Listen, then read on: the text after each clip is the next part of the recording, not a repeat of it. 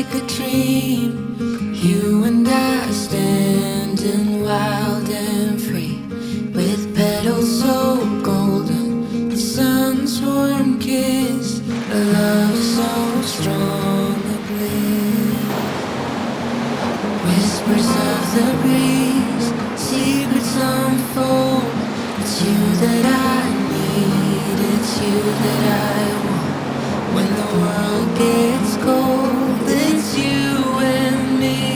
When the sun comes back, you'll see. Oh, dandelion, the strength that you've shown, stronger each year. Look how we hold on through the toughest of times. We still stand strong. Through pavement we will grow. Forever we will grow.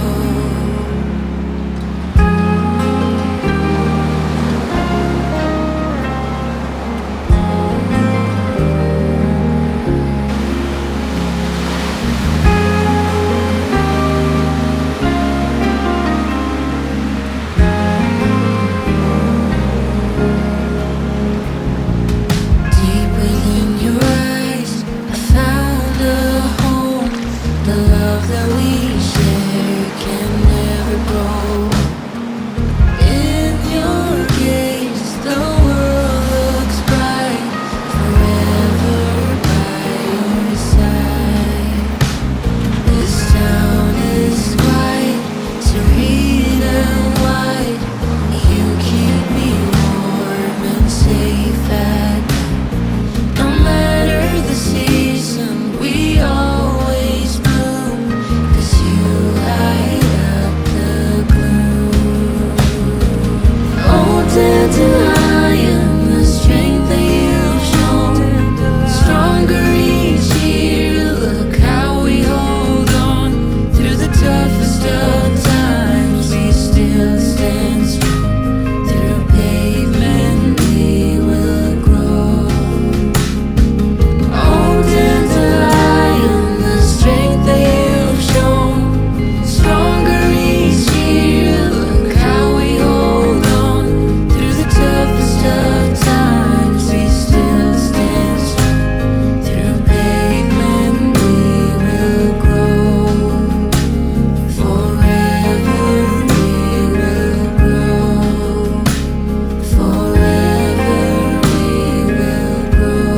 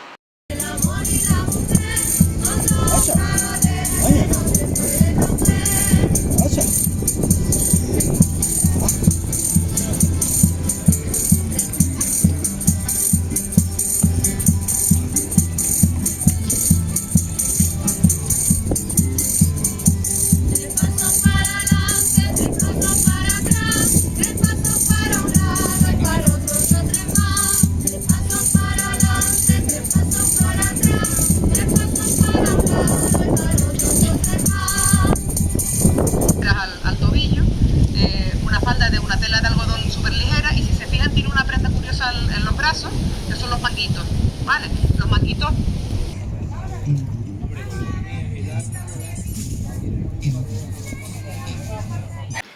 Donc je suis passée au petit festival Anaga Biofest qui en fait proposait différents stands autour de l'écologie, comment créer des instruments avec des trucs recyclés, etc. Et donc il y avait aussi un stand avec une finca qui vendait ses papayes et en fait le prix était vraiment, vraiment donné et en plus il m'en a offert une. Donc au début j'étais surprise mais voilà, en plus il m'en a offert une donc en fait vraiment c'était un super bon plan et voilà, trop contente.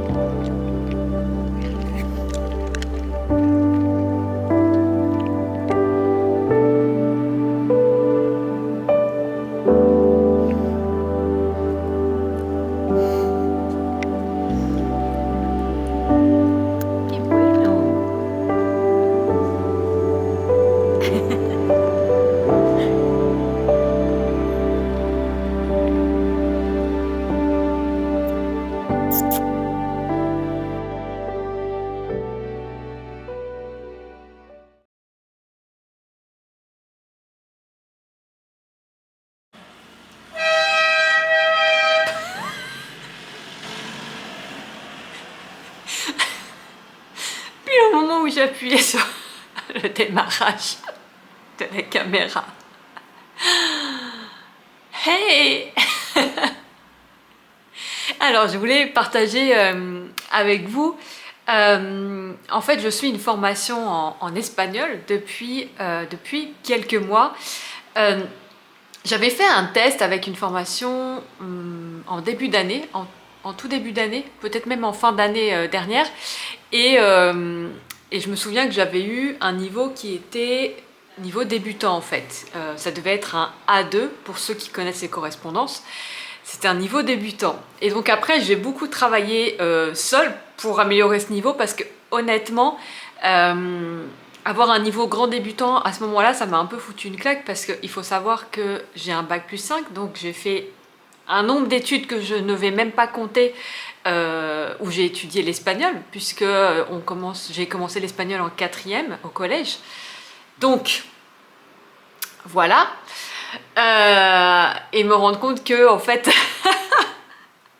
en faisant un test, je ressortais comme débutante. Alors, débutante avancée, mais débutante quand même. Bon, ça m'a fait un peu ouch. Mais clairement, maintenant, je le vois aussi. Et je comprends pourquoi, parce que j'ai vraiment, en fait, maintenant je vois ma façon d'apprendre à moi et j'ai vraiment besoin de voir les choses dans plusieurs contextes différents. Et le fait d'être complètement en immersion, finalement, dans un pays espagnol, bah, ça me permet, ce que j'apprends par exemple en cours ou ce que je lis ailleurs, de le voir aussi dans un autre contexte. Et j'ai vraiment besoin de ça pour que ça se mémorise, en fait. Et c'est vrai qu'à l'époque, j'avais même fait un BTS commerce international. Donc j'en ai mangé de l'espagnol, même si c'était de l'espagnol très professionnel. Et je pense qu'à l'oral, j'avais pas dû être capable, je ne sais même pas si j'avais fait une phrase correcte. C'était horrible et j'ai dû avoir quelque chose comme 3 sur 20, quoi.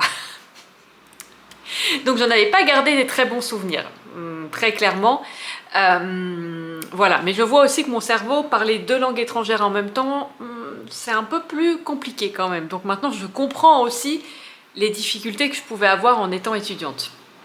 Bref, et là, j'ai donc suivi une formation ces derniers mois. Quand j'avais échangé avec le formateur, donc je vous remettrai en fait, c'est espagnol pas à pas.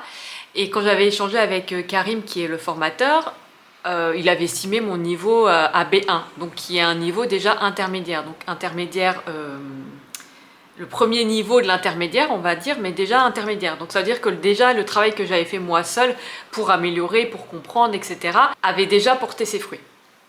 Et là, donc ça fait presque 6 mois que je suis cette formation. Et je suis trop contente parce que du coup j'ai fait un test, donc qui est une certification officielle, qui est la certification Chloé, qui est une certification officielle au niveau des langues, et j'ai obtenu un B2. Et alors je vais vous remettre le petit texte, je vais peut-être pas vous le lire, je vais vous remettre le petit texte directement, ce que signifie B2, mais voilà, B2, on est sur un niveau intermédiaire avancé. C'est le dernier niveau avant un niveau plus courant, où là on est dans les C1 et C2. C2 c'est le maximum, c'est vraiment presque comme si c'était notre langue maternelle, on est vraiment super bilingue, le niveau C2. Et donc C1 c'est un niveau aussi très courant. Donc pour moi, au vu de ce que je vous ai expliqué avant, voilà, même si en soi j'avais pas besoin de certification, parce que j'apprends l'espagnol juste pour vivre ici. Alors après à terme ça pourrait me servir peut-être pour autre chose, mais en soi j'avais pas besoin d'une certification pour quelque chose de précis. Donc voilà, mais ça me permet de voir où j'en suis et donc ça me permet de voir aussi les progressions, la progression que j'ai pu faire, même si je le vois à travers mes conversations avec mes voisins ici. Parce que même eux s'en sont rendus compte que je parlais mieux, que je comprenais mieux par rapport à au début, ça n'a rien à voir. Donc je pouvais déjà noter ma progression comme ça, mais là ça me permet un peu vraiment de me rendre compte à peu près où j'en suis. Donc en fait, bah voilà, c'est ma petite victoire, je suis contente, Et je me dis, j'ai vraiment ancré l'habitude de faire de l'espagnol. Alors pour moi c'était tous les matins, parce que si je le mettais en fin de journée, je ne le fais pas. Donc je ne démarrais pas ma journée sans avoir fait de l'espagnol, sans avoir suivi les cours. Après, je choisissais le temps que j'y mettais ce jour-là. Les jours où j'avais moins envie, où j'étais un peu plus fatiguée, je m'autorisais par exemple à regarder plutôt une vidéo, un vlog en espagnol, quelque chose de plus sympa en fait. Mais d'avoir toujours, enfin en même temps je suis dans le pays, donc je ne peux pas échapper à l'espagnol. Mais d'avoir toujours, quoi qu'il arrive, une routine, une habitude, et ça c'est hyper important, d'espagnol. Je considère pas que j'ai travaillé dur pour atteindre ce niveau, mais j'ai travaillé avec régularité. Parce que moi je veux lâcher le truc de la croyance et le conditionnement de il faut travailler dur, il faut en chier. Non, non, c'est bon. C'est bon. Mais par contre, travailler avec régularité, oui. Et d'ailleurs, tous les professeurs de langue le diront que c'est vraiment la régularité qui compte. Donc j'ai vraiment fait ça avec régularité et j'ai envie de garder cet espace. Alors je vais encore continuer les cours quelques mois, mais après j'ai envie, peut-être quand je vais réduire un peu plus cette routine espagnole, j'ai envie peut-être de... Maintenant que j'ai cet encart que j'ai créé le matin, on va dire, pour avancer sur quelque chose qui me tient à cœur, peut-être que je garderai cette habitude pour avancer sur un projet ou voilà, sur autre chose que je ne peux pas vraiment faire peut-être dans la journée de travail, on va dire, et que j'aimerais caler à ce moment-là parce que j'aimerais pouvoir au moins avancer chaque jour dessus. Et ça c'est vraiment pour moi réussir en fait à se mettre des habitudes et des routines par rapport à quelque chose qu'on veut atteindre ou un projet que l'on veut créer, c'est ce qui nous permet d'y arriver. Pour moi, c'est comme ça que je suis arrivée à ce niveau B2 et que je suis passée de A2 au tout début à B2. Ça a l'air de rien quand on dit juste les lettres, mais il y a quand même tout un parcours et tout un apprentissage et plein de choses, quoi. Mais voilà, donc en tout cas, j'aimerais vraiment garder moi cet encart que j'ai réussi, ce créneau, on va dire, que j'ai réussi à me créer pour par la suite peut-être voilà, mettre un autre projet qui me tient à cœur, etc. Et c'est comme ça aussi qu'on peut se permettre d'avancer sur certaines choses quand c'est pas quelque chose sur lequel on peut être focus toute la journée, par exemple. Vous voyez ce que je veux dire? Donc, voilà. Alors moi j'ai encore un peu du mal à me dire que pour moi je ne parle jamais assez bien et je ne suis jamais assez fluide dans mon expression et c'est jamais assez. Bon, je suis habituée, c'est pas nouveau, c'est pas grave. Mais là du coup je me dis bah si, ça me montre quand même que bah si regarde, t'as ce niveau-là donc... Et puis c'est rien, c'est juste, ça marque juste un niveau à un instant T. C'est comme quand j'ai vu que j'avais un niveau A2, c'est vrai que sur le moment ça m'a fait un peu ouch. Mais c'est ce qui m'a aussi derrière motivé à me dire ok, bon bah je vais, comment je peux commencer voilà vraiment à me mettre dans la langue, à apprendre la langue, etc. Donc c'est ce qui m'a aussi amené jusqu'ici. Donc voilà.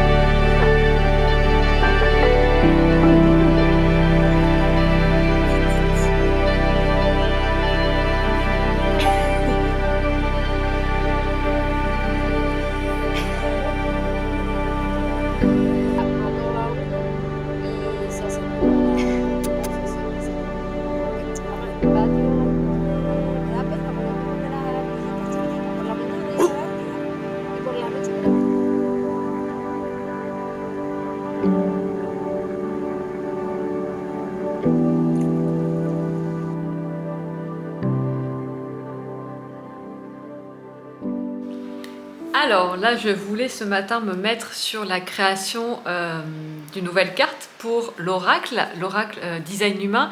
Je t'en ai parlé dans cette vidéo, je te remets le lien de cette co-création donc avec Leila Boussi qui a déjà écrit un livre sur le design humain. Et donc là, l'idée, c'est de sortir un oracle sur le design humain. Et donc, j'en suis l'illustratrice. Et donc là, je voulais justement me mettre un peu dans ma bulle créative pour créer une nouvelle illustration d'une nouvelle carte. Et je me suis dit que j'allais vous faire un petit point de où j'en étais, puisque finalement, depuis la dernière fois où je l'ai annoncé et que j'en ai parlé, j'en ai pas vraiment reparlé. Alors, déjà, je me suis fait un petit... comment on peut appeler ça? Oui, on va dire un petit livret, en fait, en tout cas, où je mets toutes les cartes pour qu'elles soient bien, voilà, qu'elles soient bien protégées. Et ça me permet d'avoir tout à un même endroit. Donc voilà, en termes d'organisation, donc je mets tout là-dedans. C'est vrai que j'aurais voulu avancer un petit peu plus cet été que ce que j'ai réellement avancé dessus. Mais bon, on a aussi, en termes de rythme, en fait, on ne s'est pas fixé une date butoir. Ça a ses avantages, ses inconvénients, mais voilà. L'avantage, c'est que je peux aussi lâcher prise quand l'inspiration n'est pas là et puis faire un peu plus quand l'inspiration est là. Mais j'essaie de garder un certain rythme quand même pour avancer sur le projet parce que effectivement, après, tant que j'ai ce projet-là, je ne peux pas forcément avancer sur d'autres. Donc l'idée, c'est aussi de continuer à avancer sur ce projet-là régulièrement. Et j'ai créé en fait ce petit tableau récapitulatif dont je vais vous le mettre à l'écran pour que vous voyez mieux. Et en fait, l'idée avec ce tableau, c'est que ça me permet visuellement de tout de suite voir un peu où j'en suis. Donc d'ailleurs, on voit très bien qu'il y a encore beaucoup de blanc. J'ai hâte de quand il sera tout bleu. Pour l'instant, il y a encore pas mal de blanc. Et la façon dont je l'ai construit, ce petit tableau, en fait, les codes de ce tableau, on va dire, c'est assez simple. Quand j'ai colorié une case entièrement pour une porte design humain, c'est que j'ai complètement fini la carte, donc du dessin à la colorisation. Et là, c'est le cas pas mal comme je l'ai fait, c'est-à-dire quand je mets juste la moitié de la carte coloriée en bleu et l'autre partie en blanc, ça c'est quand j'ai fait l'illustration, mais que je n'ai pas encore fait la couleur. Alors après, c'est volontaire. Là, dans la phase où j'en suis, ce que je fais, c'est que je crée les illustrations et je ne fais pas tout de suite la couleur. Parce que donc il y a certaines cartes qui sont déjà en couleur, par exemple, comme celle-ci. Elle est déjà en couleur puisque c'est une des premières que j'ai faites. Mais pour garder la cohérence en fait de l'oracle en termes de couleur, je pense que c'est plus simple de faire de manière groupée. Alors, c'est mon premier oracle, hein, donc je trouve aussi mon organisation à moi.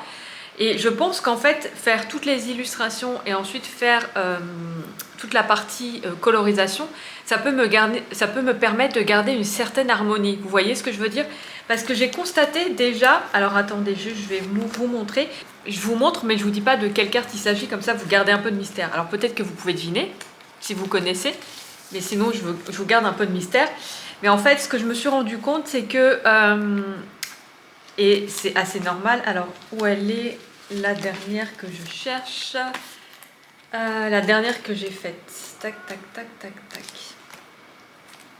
C'était... Ah oui, c'était celle-ci. Hop. Je vais retourner la caméra, vous allez mieux voir. Donc, ce que je vous disais, ce dont je me rends compte, c'est que vu que cet oracle, je l'ai commencé, on va dire, en début d'année. Par exemple, cette carte, je l'ai fait... Ça a été une des premières aussi que j'ai faites et je l'ai fait en début d'année puisque je me souviens parce que j'étais encore dans l'autre appartement, dans le même édifice mais j'étais dans un autre appartement et ça c'est la dernière en date que j'ai faite, vous voyez. Et en fait pour moi je trouve qu'entre les deux il y a un trait de crayon déjà qui a évolué. Voilà, je trouve que déjà mon trait de crayon a évolué entre les deux et donc ce que je me dis c'est que peut-être que c'est pas plus mal de faire toutes les illustrations pour garder comment je pourrais dire, un coup de crayon qui est à peu près identique et puis ensuite de faire la colorisation, ce qui me permet aussi que quand je fais les couleurs je peux rester aussi dans une même dynamique parce que quand on laisse passer trop de temps on peut perdre une certaine dynamique en fait. Je sais pas si je m'exprime très clairement. Et là, c'est vrai que je me suis rendu compte de ça en fait, en regardant par exemple ces deux-là. Je me suis dit, bah c'est vrai que mon coup de crayon évolue, donc si je laisse passer trop de temps entre les illustrations, c'est pas grave en soi, mais on voit, pour moi, on voit qu'il y a quand même une évolution en fait, voilà, au niveau de la manière de dessiner. Et donc, je pense que c'est mieux de grouper et de faire d'abord donc toutes les illustrations de base, et ensuite de venir faire la couleur. Parce que celui-ci, j'ai même du coup hésité à me dire, est-ce que je la refais pour avoir un trait de crayon qui est plus proche de ce que j'ai aujourd'hui? À voir, à voir. Mais voilà. Donc là, c'est comme ça que je m'organise pour le moment. Est-ce que je voulais vous dire autre chose? Je ne crois pas. Je ne sais plus. J'ai oublié. Si je m'en souviens, je reprends la caméra, n'est-ce pas? La solution est assez simple. Donc là, ce que je vais faire, c'est que je vais regarder un petit peu... Alors, ce que je fais aussi, c'est que je regarde ce tableau. Donc du coup, il y a tout le récap en fait de toutes les portes, toutes les clés génétiques en design humain. Et puis je regarde et en fait, je vois s'il y en a une qui m'inspire. S'il y a quelque chose qui me vient. Alors c'est vrai que comme je connais bien aussi les clés génétiques, du coup, je sais toujours un peu ce qui se cache derrière. Donc c'est pour voir en fait si là actuellement il y en a une qui m'inspire par exemple plus qu'une autre. Et souvent ce que je fais, c'est que je commence par un croquis. Alors d'ailleurs je peux vous montrer, oups, que je vous fasse pas tomber, ça serait dommage quand même. Par exemple, la carte là que je vous ai montrée, alors le croquis n'a absolument rien à voir, il faut que je vous casse le chiffre pour garder le secret. Voilà, j'avais commencé par un brouillon comme ça. Et donc après, oups, et donc après, hop, on a cette carte là.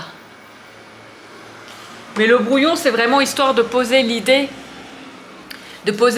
en fait, la vision que j'ai, de voir si j'arrive déjà à donner un sens à la vision que j'ai, et ensuite de pouvoir me mettre à dessiner en ayant ce croquis en tête. En fait, le plus difficile parfois, c'est de savoir, de se dire qu'on va être capable de retranscrire notre vision. Parce qu'on peut avoir la vision, mais après la rendre sur papier, ça peut être plus difficile ou pas. Et justement, à chaque fois, j'essaie de me dire, non mais je peux donner vie à cette vision en fait. Et finalement, cette carte, bah, je l'aime beaucoup. On verra ce que ça donne avec la couleur et tout.